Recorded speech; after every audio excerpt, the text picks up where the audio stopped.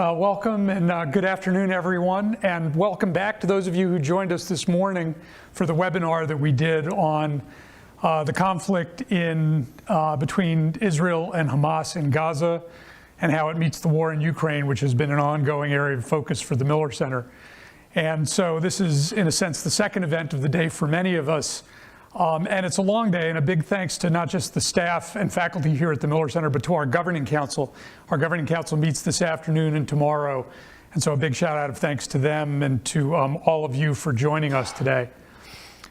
This morning's conversation about the conflict in the Middle East and how it meets the conflict in Europe had a number of us thinking about U.S. planning for conflict in two theaters in global geopolitics, and how that might expand to a third theater with East Asia.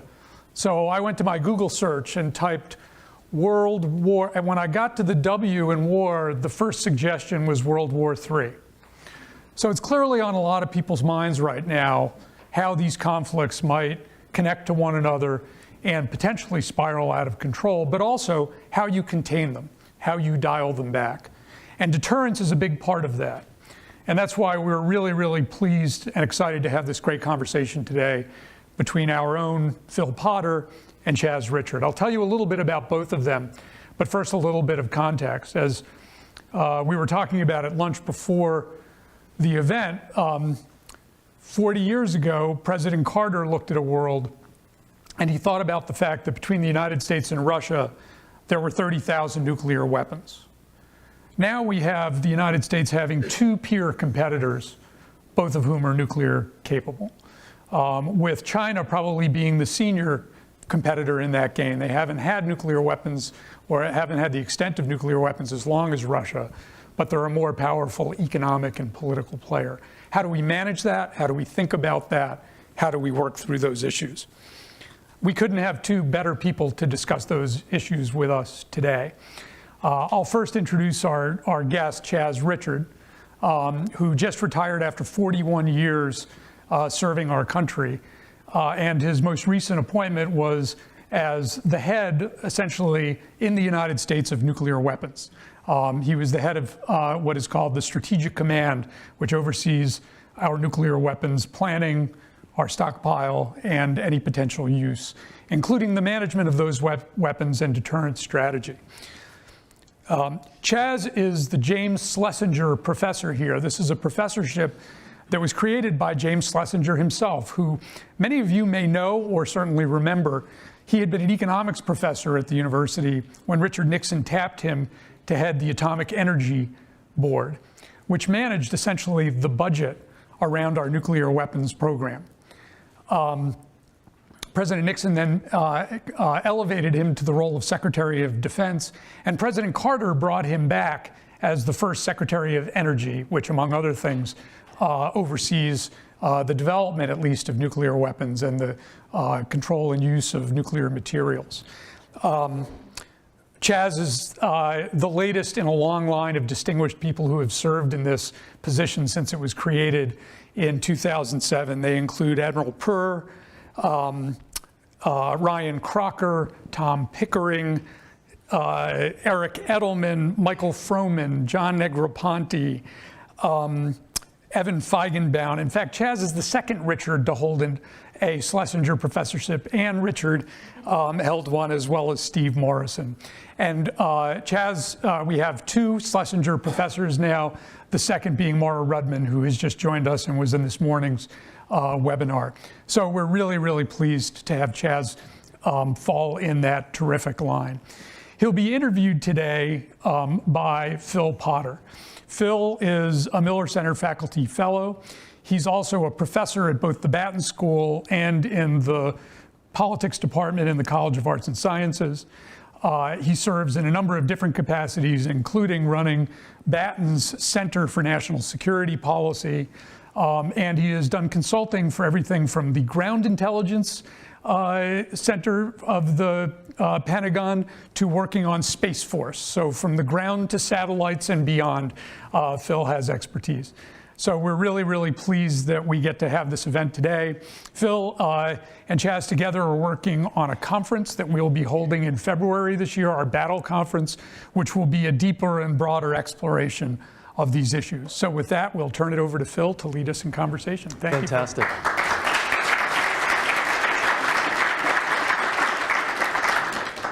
Thanks, Bill. So, for me, this is just sort of a rare treat. I think sort of after the Cold War, we got into a mode where deterrence and all things nuclear went from being very real to being very theoretical, right? Being something that maybe we don't think as seriously about as we should. We don't plan against as well as we should. We don't sort of feel in that visceral sense.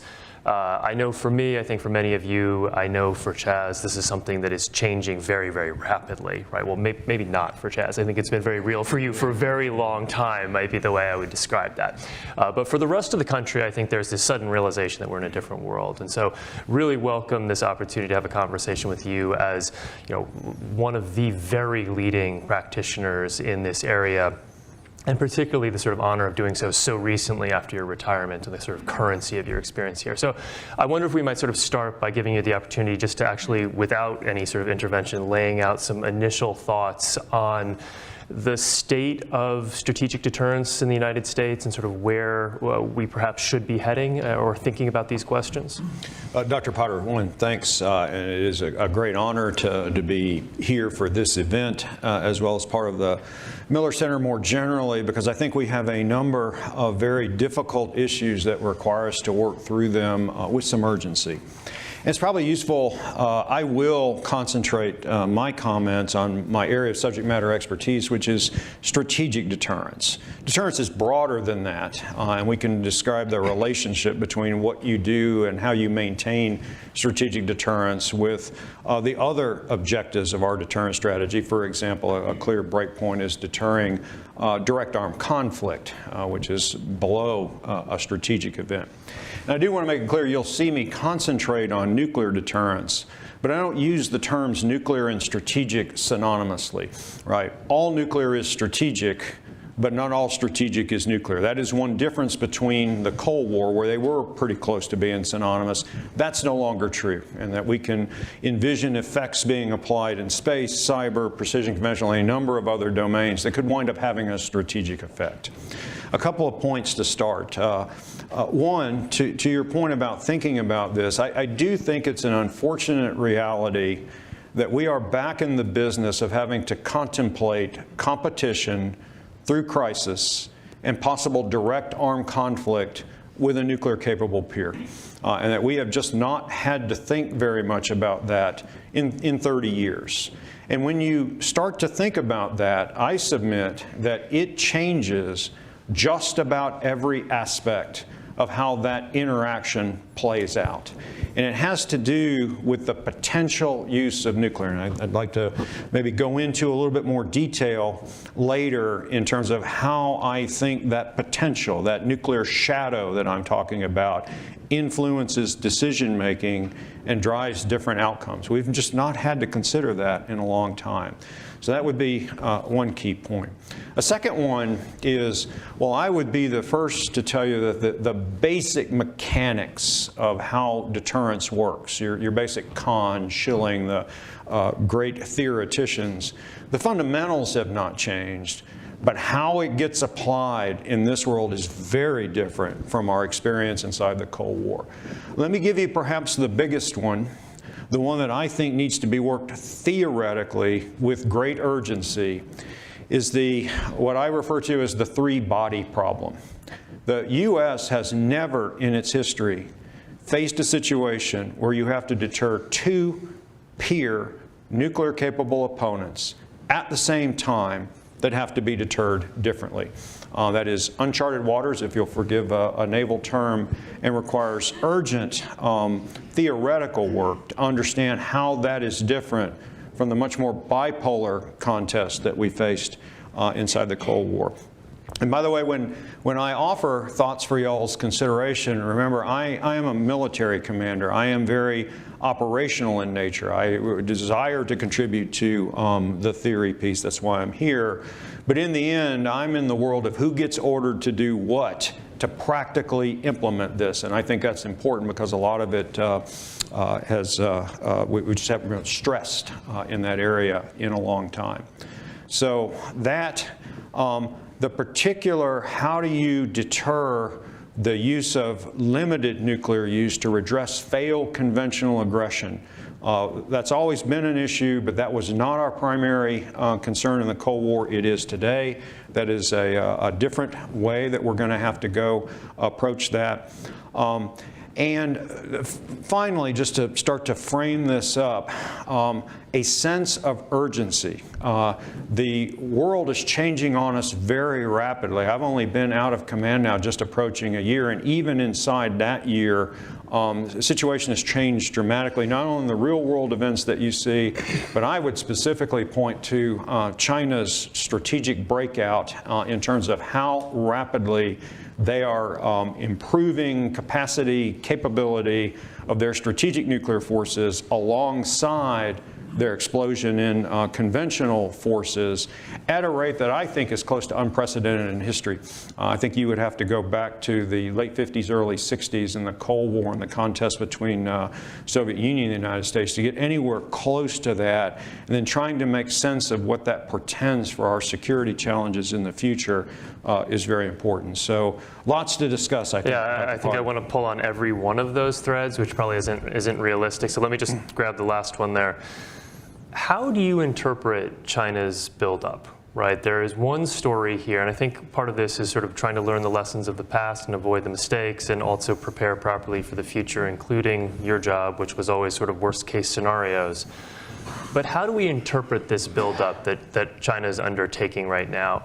And in particular, I sort of point to the fact that we historically always thought that their approach to nuclear weapons was a little bit idiosyncratic, right? It was something that we were not willing to do ourselves. We sort of applauded the no first use. We thought it was, at a minimum strategically useful to us that they very much limited their stockpiles, but certainly not something we were looking to emulate.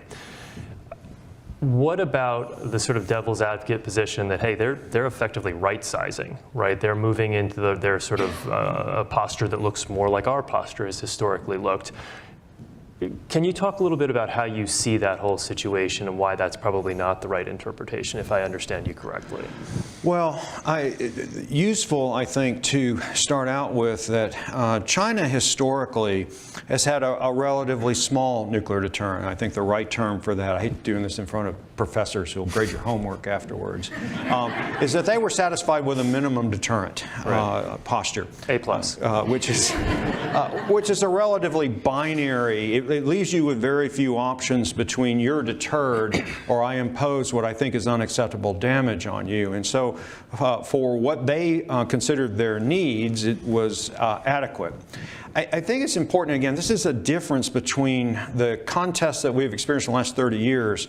Contests between nuclear-capable great powers quickly become less about the region or the order of battle comparison and how the battle's going to play out.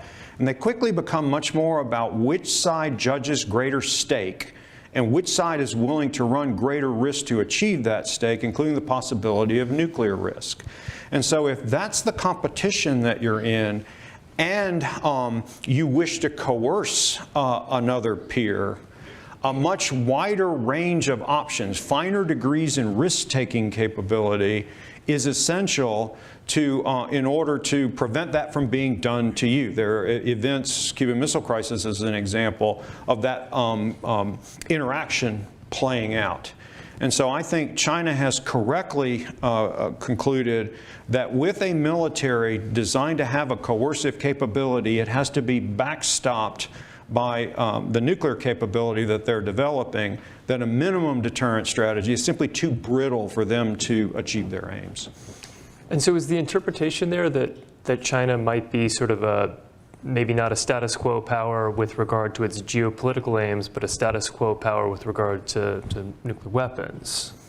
I think they have added a particular capability, and Dr. Potter, it may be useful because I run into a lot where when folks think about nuclear, a lot of them tend to want to put it into a box off to the side by itself. It is somehow this separate thing we have to do. We have a separate command that does it. It has its own threat. Oh, that I would never do that. And somehow there's this independent risk rheostat that you can take in a nuclear dimension that has nothing to do with the rest of the decisions we make with the remainder of the Department of Defense. And I offer that that's not the case. I have testified, and you've heard many testify, that nuclear forces, strategic forces, most important forces, #1 priority, and that's all true. That's why I said that, but and forgive the audience here, it has a kind of an academic ring to it, right? Let me put this in an operational sense, that every plan, operational plan in the Department of Defense, and every other capability we have rests on an assumption that strategic deterrence, and in particular nuclear deterrence, is holding. And if that assumption isn't met, nothing else in the Department of Defense is going to work the way it was designed. That's the relationship.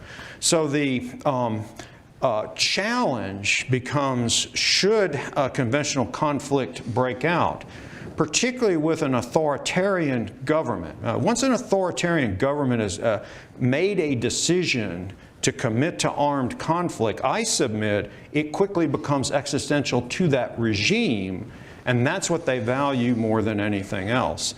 And so having the ability to make sure that limited nuclear use isn't contemplated as a way to redress failed conventional aggression is a challenge we just did not have to face, and China is building the exact things to give them that choice should they think they need it.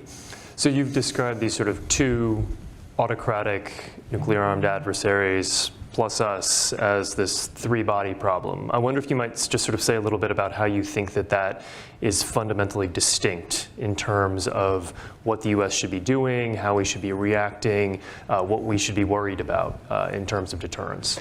Well, I think first is to try to recognize what it isn't. And I don't think a three-body problem devolves to a pair of simultaneous two-body problems that you're working. Now, the U.S. has long tailored its deterrence strategy. In the essence of deterrence is the perception of the opponent with regard to a specific decision. You have to be very specific about what you're trying to deter, in my opinion. I don't think it's possible to deter anything that a competitor does that annoys you. You have to be very specific that I am deterring nuclear use. I am deterring a strategic attack. I am deterring the choice to go to armed conflict.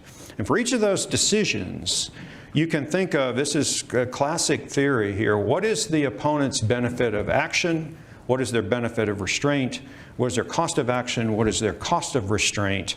And how credible do they think that the influences are on that? So that it all comes down to perception. And then you have to decide which perceptions are fixed, which ones you can influence.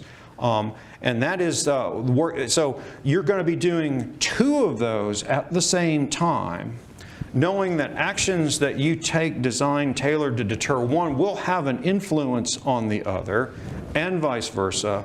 Plus actions they take themselves also influence. So it was already hard enough to account for where we think a running estimate of where the opponent's perception's at. That just got geometrically more complicated, and that's just in assessing how well we think we're doing before we even get into how to apply all instruments of national power in a way to improve security. Yeah. So there are no new nuclear weapon states in this conversation. Everybody's been armed, and nobody's been particularly friendly for a little while now. I wonder if you might sort of talk a little bit about whether, have we just effectively been asleep at the wheel for quite a while? Is that the story here? Or has something really changed in a structural way in the recent past that kind of gives rise to this problem you're describing? Well, China's emergence gives you the great power version of that. Right. The caution I would advise is as this world where use of nuclear weapons becomes more likely than the near zero it was in the past. And I would point to Russia's actions and their not so thinly veiled nuclear threats in the Ukraine crisis as an example of how this is actually coming back into statecraft.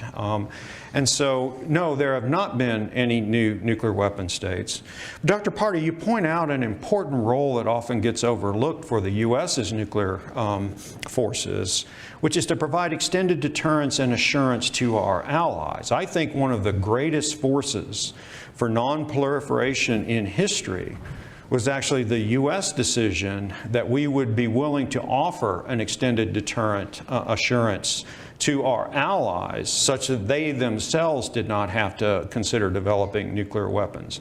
I think that is under stress now with some of our allies, and that requires active effort on our part, and it's not just in a diplomatic sense, although that's where that starts. Our allies can look back at our forces just like the opponent can and come to their own conclusions about, do we have the capability and the credibility to honor these extended deterrents. And so maintenance of that going into the future, I think, is both going to be more difficult and more important so that we can keep saying there haven't been any new nuclear weapon states. Excellent. So I have several additional questions I want to sort of follow up on that with, but I want to take a brief interlude to sort of suggest that those of you in the audience online should start queuing up the many questions I'm sure you already have. You can put those into the chat. Those of you in the room will also have an opportunity to ask some questions.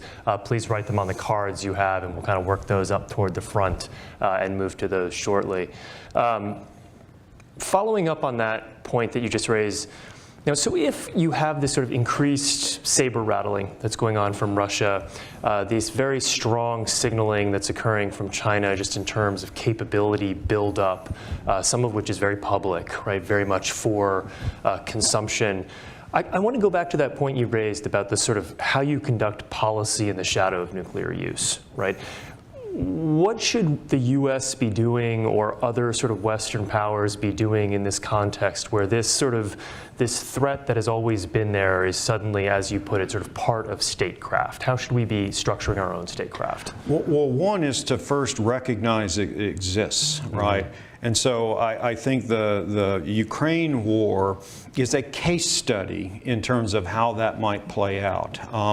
I submit that mere suggestion, and there was a point where you seemingly couldn't get through a week without a little more nuclear saber rattling. I submit that that influenced every decision we have made since that point, right? That there's a tension between avoiding provocation and deterrence. And I don't think that tension is well understood. Avoiding provocation is not deterrence. And so there is a balance between provoking your opponent and issuing a credible threat of escalation that has a deterrent effect. All deterrence, at least deterrence by cost imposition, is based on the threat of escalation. We can have it. It's one thing I've got to get you to help me on is, does that also hold, Dr. Potter, for deterrence by denial? Right. And I don't think we have been as segregated in our thinking in terms of how we apply that in terms of the individual decision. I think it has driven a level of restraint that we should go back and assess. So that's, and I think this is not the last time that we're going to see veiled nuclear threats. It's an indication of stake when you start to go do that. The other thing I would point to, and this is an example of when I say everything needs to change. I have a 41-year career, right? I can't count the number of war games and exercises that I've been in.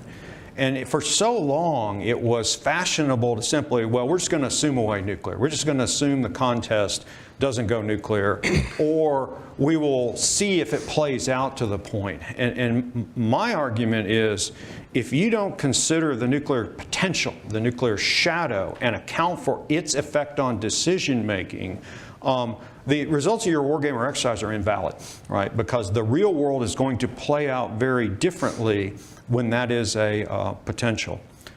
Yeah, so I want to go to this question of this, sort of what you raised about Putin's saber rattling here in this conversation. And in particular, so from an academic point of view, we often talk about reputation, right? We think a lot of this deterrence story as being something of reputation. We need to maintain our reputation, and we're looking at the reputation of others. And it seems to me that some of the ways that the Ukraine conflict has unfolded, they raise a series of questions for me about that. And in particular, having the benefit of a senior military leader here, did you look at that saber rattling from Putin that you said, changed everything we did subsequently, and at any point think, oh, he's revealed himself as a paper tiger, right? He has made claims that he has not fulfilled. He has, in some sense, he did not define red lines, but he made noises that turned out to be, the cousins of bluffs, right? I'm curious how that factors into your decision when you are sitting in a place where you are charged with preparedness. It's a 2 points. So the short answer is no. Right. I never came to that point, and it was really for 2 reasons. One is knowing the capability that was at Russia's disposal. It's very sobering to me that if you look back at nearly every piece of guided ordnance that was fired into Ukraine could have been nuclear. Right. Those are dual capable systems. And while we never saw strategic force changes that caused alarm, never saw anything in theater weapons that caused alarm, I don't want us to hang our hat that we would see it, right? It could be quite possible for us to not see the indications of that. So the capability was always there. Plus, in my assessment, the conditions hadn't been met to make that a realistic. In order to achieve their aims, there were other lesser, better options still available. But all that was this is the importance of we're not in a conflict with Russia right now. Ukraine is. We are simply supporting Ukraine. There's a big difference there that I don't want to overlook. But it's not just what you do, but it's what your posture is behind that, what you could do to influence the opponent's decision making at the same time they're trying to do that. Dr. Parfield, let me make one other point. Please. This has gotten into a very nuclear-focused discussion. And I do want to say that as the STRATCOM commander, I would have been probably the 4th commander in a row calling for the concept of integrated deterrence. I applaud where Secretary Austin is taking the department. In the end, again, it's the perceptions of your opponent. Why wouldn't you attempt to use every element of your national power to influence those perceptions in a way that encourages restraint and encourages peace, right? That is, I think, exactly the right way to go. But inside that, and when I say all elements of national power, coming back to the military, so of course you're using your cyber capability. Of course you're using what you can do in space and defending space, precision conventional, any instrument that's available to us. But I think it's important to remember that inside that construct, nuclear is still unique. As much as we would rather it not be, it is. And that is that to date, there is no other capability or combination of capabilities that gets anywhere close to the demonstrated destructive potential of nuclear.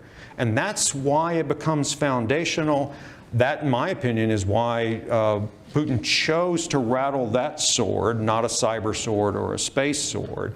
And while that may change at some point in the future, that's not the near term. And that drives back to the importance of setting the foundation of nuclear behind the rest of our forces and defense strategy. So I want to shift over to this conversation about kind of integrated deterrence and how strategic deterrence fits in with all of the other ways we use that pretty difficult word.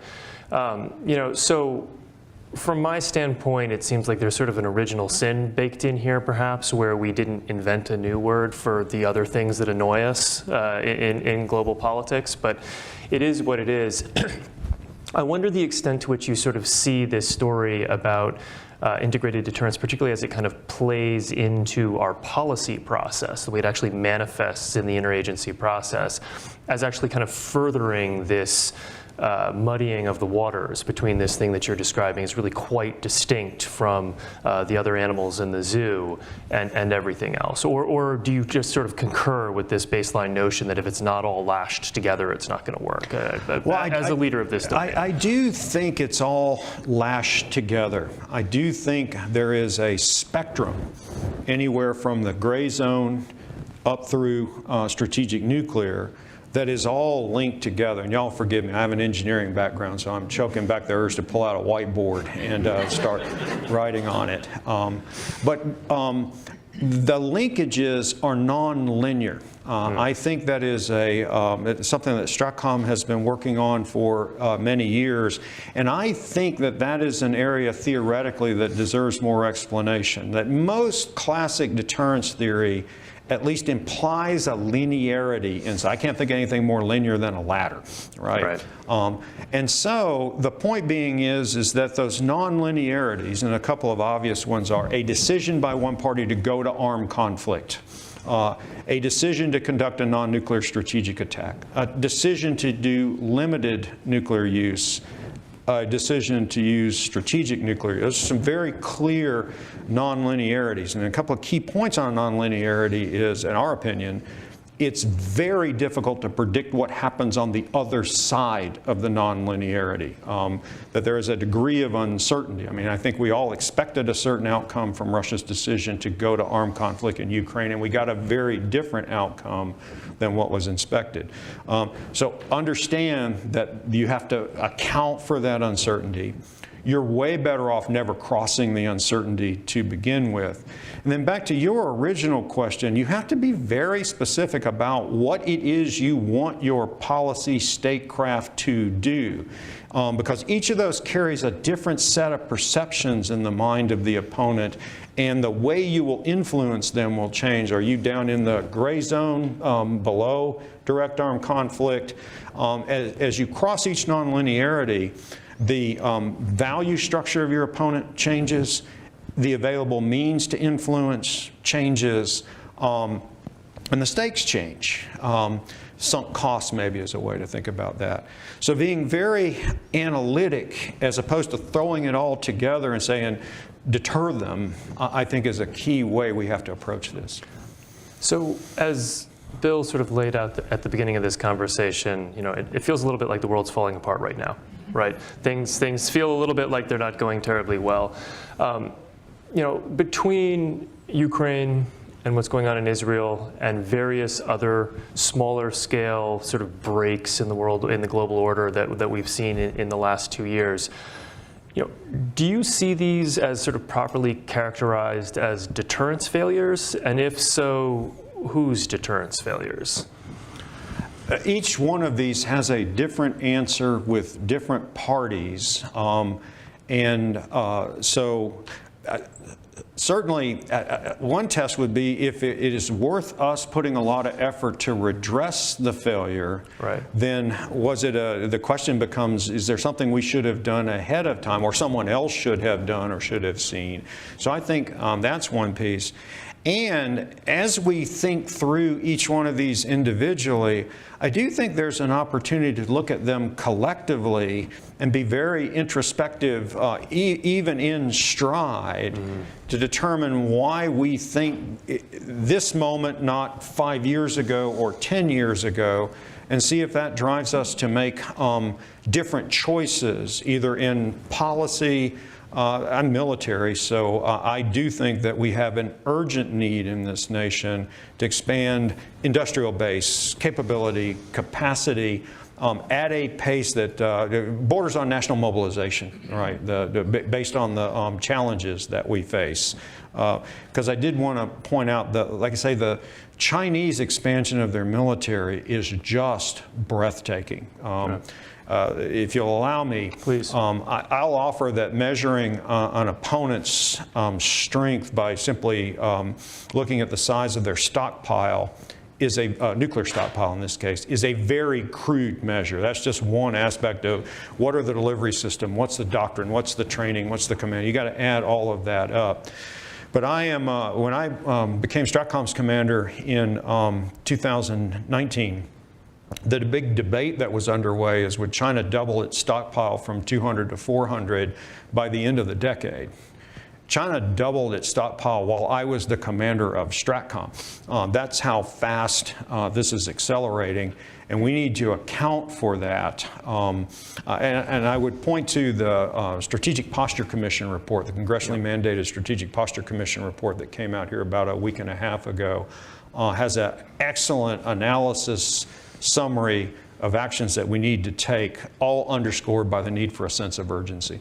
And so how do you undertake those actions without sparking a new sort of spiraling arms race with China that probably would be, at least I'll put on offer, potentially counter to U.S. interests? Well, Dr. Potter, one, I would go back in history and note that, of course, we are just at the beginnings of simply doing a one-for-one recapitalization of our existing forces. We are, it'll be late in the decade, 2029, 30, before we field a replacement anything. So our restraint up until this point, our delay in the recapitalization decisions, our hope for a future that didn't require that, certainly derived us no benefit in terms of a Chinese decision to forego a massive expansion. Russia, at the same time, started recapitalizing their very substantial forces. I have testified before that it's easier to describe what Russia's not modernizing, which is basically nothing. And they're effectively complete, not only with their strategic weapon systems, their theater weapon systems, it's just unprecedented. So our restraint has achieved nothing, in my opinion. And so I go back to, I think it was Secretary Carter, Secretary of Defense, who said there may be an arms race going on. The U.S. just isn't in it. I like that. I'm going to ask one more question, then I'm going to open it up to all of you. How seriously should we take those buildups, given what was revealed by Russia's military capability in Ukraine, right? And that's another way of asking, to what extent should we be thinking about, at least in this regard, nuclear capabilities and investments as being quite distinct from those in other domains and systems in these adversaries that have been revealed to be subpar, unreliable, low quality, these sorts of things? Well, the way I looked at it was I was very hesitant to try to translate some assessment of Russian conventional performance and extrapolate that to their strategic forces. I don't know that there's any basis to say that those two things would be the same, particularly given the importance that they place on their strategic forces. Then the other thing that I think needs to be considered is that given the performance of at least land-based conventional forces, again, I don't know that what they did with their land-based forces extends to their conventional Navy, for example. But if anything, that failure, or at least that less than expected performance, I think would drive them potentially be even more dependent on their nuclear capabilities, including their over 2,000 non-treaty accountable theater nuclear weapons. And I would want to make sure we have considered that in terms of our posture and capability to deter that. Fantastic. So let me ask some of these questions, excellent questions that have come in. You know, I recognize it's a little bit outside of your lane, given that you are recently retired military, but I'll emphasize the retired component, and we'll cover in terms of saying that I recognize you're not going to say anything about any individuals, but I do wonder in broad terms, and this questioner asks about sort of the relationship between polarization and our deterrence capability. At a certain point, does our ability to deter adversaries have as much to do with our domestic cohesion as it does with the actual material capabilities? Well, Dr. Potter, let me offer two thoughts on that. One, I was extremely encouraged by the bipartisan consensus that was achieved in that Strategic Posture Commission report. I think it was well set up by Congress. If you look at the actual individual commissioners, there's a broad range of political viewpoints inside that. history, military, state, a very broad spectrum, all came together in a very powerful stack of recommendations, right? And so I think this threat and what needs to be done, it's pretty easy to go beyond polarization to see what the necessary steps are. That's point one. And then the second thing is, yeah, there's a lot of polarization. I think our form of government is the best. I'm getting out of the range of what you would expect a military officer to talk about. We have the best possible system of government to address those differences to our collective benefit. I will say, you now have the benefit of changing hats when you need to, so you can be the Schlesinger chair and have opinions on all sorts of things that, is an occupational benefit that we have. What are your thoughts on sort of the potential for Israel to get into any kind of use case with its, admittedly, by at least publicly, non-committed nuclear capability, but one that may or may not be there. Israel Let's put it that way. is ambiguous in terms of whether or not it has a nuclear capability. At this point, I don't see a credible threat to deterrence failure or nuclear use in that scenario, at least not as it currently exists, or in any reasonable way that it might evolve. Do we have a role to play in keeping it that way? Well, the answer is I think we always have a role in making sure that nuclear weapons are not employed anywhere in the world for any circumstance. Dr. Parker, that was my total focus as the commander of STRATCOM. A lot of things going on when you're a four-star, people wanting your attention, and I finally figured out my rule of thumb to my staff in terms of whether it would be on my calendar or I'd go see you or talk to you or whatever. It was a very simple test. It was, is this coming up at my court-martial when strategic deterrence fails, right? Yes or no. If it was yes, I'm happy to talk to you. This would fall in that category to making sure we were thinking about that. So, related question, what were you being court-martialed for? And what I mean by that is what really, without giving bad people bad ideas, what really kind of were the use cases that led you to have sleepless nights when you were in that very high pressure position? What kind of kept you up at night? Fundamentally, and I followed General John Hyten, who later became the vice chairman of the Joint Chiefs, and as he left command on his change of command speech, I was on stage listening to him. He expressed his pride that on his watch, nuclear weapons had not been used. There had been no great power war on his watch. He had accomplished his mission. I vowed at that moment that I wanted to say the same thing. And so, to your point, well, there was a broad spectrum of things to worry about. And if you'll allow me a minute, I want to point out one of them. But the very specific one was the potential for limited, and limited is in number, yield, geographic, limited nuclear use to redress failed conventional aggression. That is a daunting deterrent challenge that can't simply be met with a tweet and a demarche and flying a bomber around. And so we were STRATCOM's been focused on that for a decade, and I think has made great progress. But that was the number one. But I want to point out, particularly since some of y'all may have had some experience in the Cold War, the thing we worried a lot about in the Cold War was the bolt out of the blue, that you would literally wake up and there would be several thousand ICBMs coming over the pole, hordes of bombers. I didn't worry much about that. I think the likelihood of that occurring is about the same as getting hit by an asteroid. I am hesitant to say that only because I don't know exactly how to calculate the probability of getting hit by an asteroid. But there's an important point here is the reason that that is so unlikely is that we made it unlikely. This nation invented the ballistic missile submarine to give you an assured second strike capability. This nation invented launch under warning and launch under attack, such that an opponent has to consider that possibility.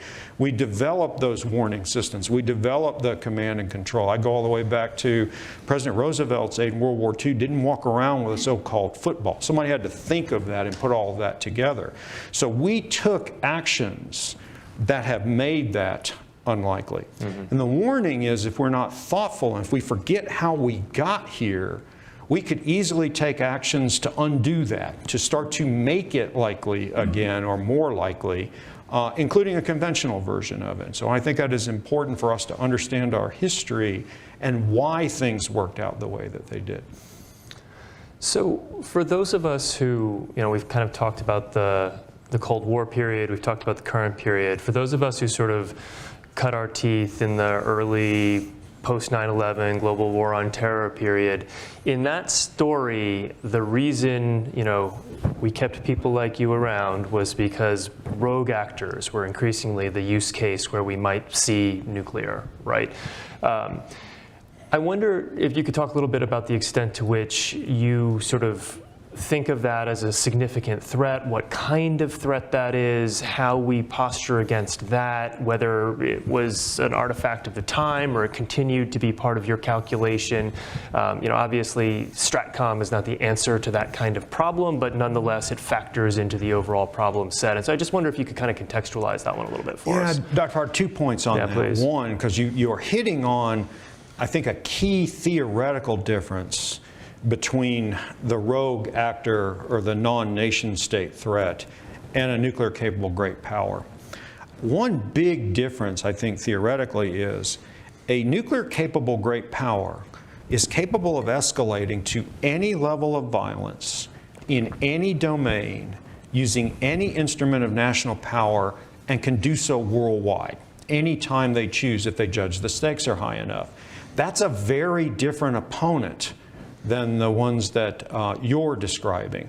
And that chain, in other words, we just got used to having a higher setting on the rheostat that we could go to, that the other groups you're mentioning just didn't have that choice. That changes the nature of the interaction. It changes the dynamic, and quickly resolving that, I think, is an important theoretical and operational thing we have to do.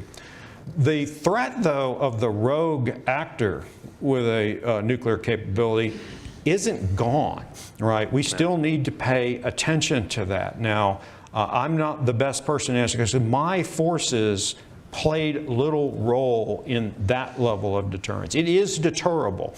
Everyone values something.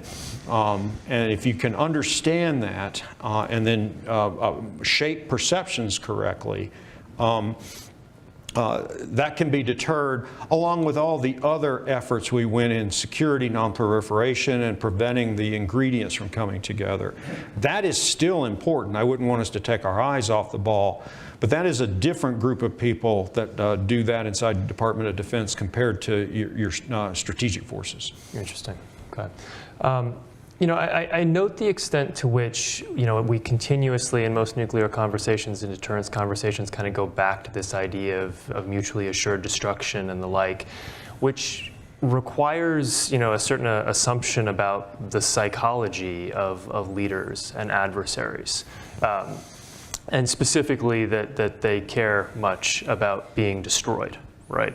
One of the questions that's come in is sort of about this idea of, well, what about countries that are led by zealots of various sorts, religious zealots, but also, political zealots or whatever it might be. To what extent do you find yourself in a leadership position in this story having to also kind of play armchair psychologist with regard to sort of different adversaries? And I think about this in part not just in terms of zealots, but kind of extending the question, you made this allusion to how personalistic dictators might view existential threats, right? And so it becomes actually something that's a lot less about, hey, there's a crazy individual out there, as how do different institutions, different belief structures lead to, potentially very short fuses that may not be in keeping with our understanding of how the world works or should work. I don't know if you could comment on that a little bit. Well, a couple of comments. One is mutually assured destruction actually hasn't been the U.S. policy since about 1972. Mutually assured destruction is simply a beefier, less risky form of minimum deterrence. Right. And I think it is an interesting historical point that the beginnings of the pivot away from that occurred with James R. Schlesinger as Secretary of Defense beginning that pivot, and then it rapidly expanded in the years after that to a more tailored, individualized, flexible deterrent strategy, which then gets back to everything you said I would agree with. And that's why it is important if the basic theory or idea is threaten what the opponent values, right? And the Strategic Posture Commission report lays this out very well. It is important to understand what that particular opponent does value. And for most authoritarian governments, at the highest portion of that is the survival of the regime itself, right? And so being able to go after their mechanisms of control, the forces, both nuclear and non-nuclear, that give them the ability to maintain that control both domestically and internationally. But that is a very individualized, I think, intelligence demand signal. You have to understand that in order to be able to then hold that at risk in a way that influences decision making. It's very specific to the individual case. So I think my concern here is that, combined with this idea you sort of laid out, that we need to be a little bit more accepting of escalation, or at least the risk of escalation, in order to deter. If you are dealing with adversaries that are potentially much closer to the brink than we feel ourselves to be, and we have to be able to sort of push escalation, you actually end up in a pretty risky situation, potentially, right? And one that, even more than sort of the theoretical risk, I worry a little bit about the American people's sort of tolerance for that kind of play in this domain, if that makes sense. And so, I don't know if you have an opinion on that. I do, and what I would caution, I advise that we be very careful with the idea that we can, quote, control escalation. Mm-hmm. You can't, right? Right? You can't control escalation. You can control your half. You can control the decisions that you reach. But at best, what you can do is influence and deter the opponent's decisions. Right. And so having this level of humility that if you're going to embark on the confrontation, that you need to be prepared to know what you have direct control over, how far you're willing to go, and then understand how to influence your opponent in a way that you think will provide an acceptable outcome, or simply don't do the confrontation to begin with, would be my point. So I don't think the answer, though, we often have a default position that we want to get back to the status quo antebellum.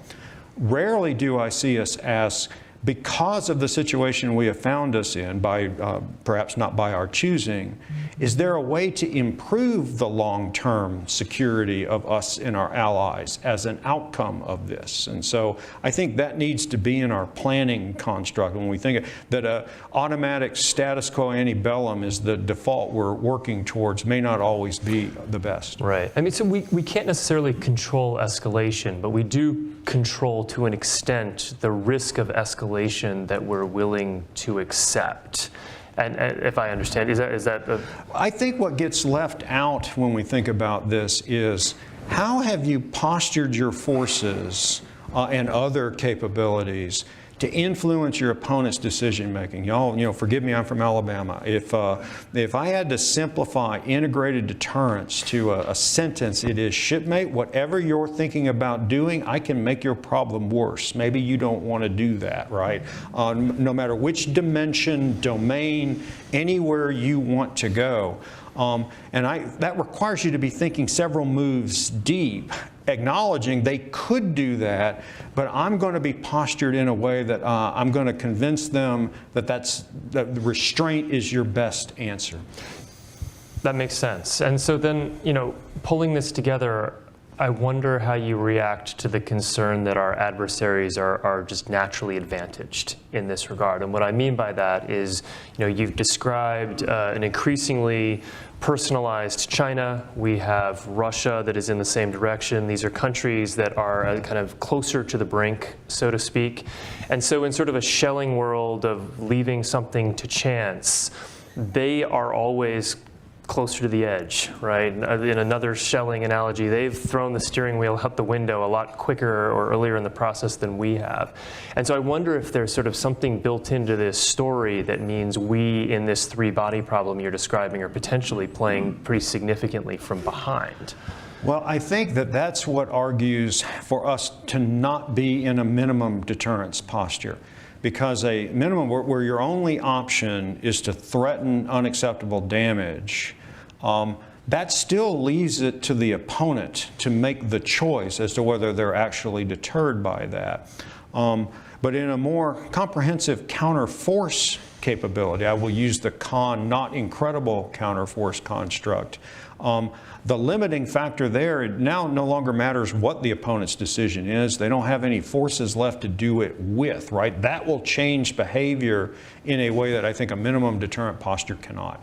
And so counterforce posture is an important part of the answer to this three-body problem in your view? I think it is an important part of the answer, because I think that backstop is necessary to then have an opportunity to restore deterrence, right? When people say I'm controlling escalation, I tend to think of it as restoring deterrence. If deterrence has failed, the opponent has made a calculation that they will benefit from the action as you add up those four quadrants. The key at that point is to then show you made an error in your calculation, impose a cost that wasn't accounted for to begin with, a vulnerability that they didn't realize that they had. Show them that the calculation was in error and that restraint and negotiation is their least bad option going forward. That's how I think you restore deterrence. But that requires you to foreclose the option of further escalation on their part as a way to redress the initial miscalculation. Right. Introduce additional nonlinearities. Yep. Right. Excellent. So kind of the last question here, we have a minute left, and not an easy one for a minute, but I wonder the extent to which there is an answer to this sort of increasing complexity that actually comes with even more complexity. So one of the questions raised by the audience was, is there a world where Taiwan would or should move toward a nuclear capability? And I'll generalize it by sort of saying, is the sort of U.S. stance toward non-proliferation something, particularly among allies and friends and aligned countries, something that is under increased pressure in this world you're describing? Well, I certainly think it's under increased pressure in the world that we're describing. I would point to South Korea, for example, who've been somewhat public about that. And you are rapidly getting into a policy area that, in my experience as military officer, I simply provided military advice, consequence, et cetera. But I do think fundamentally the U.S. policy that the less number of nations with nuclear weapons is a better world to be in is sound, and that I would like to see us continue to pursue with our ability to extend deterrence. I think is good for us, I think it is good for the ally, and I think it's good for the world. I like ending on that note. Admiral Richard, thank you for your insights. It's a rare treat to hear from someone like you. Thank you.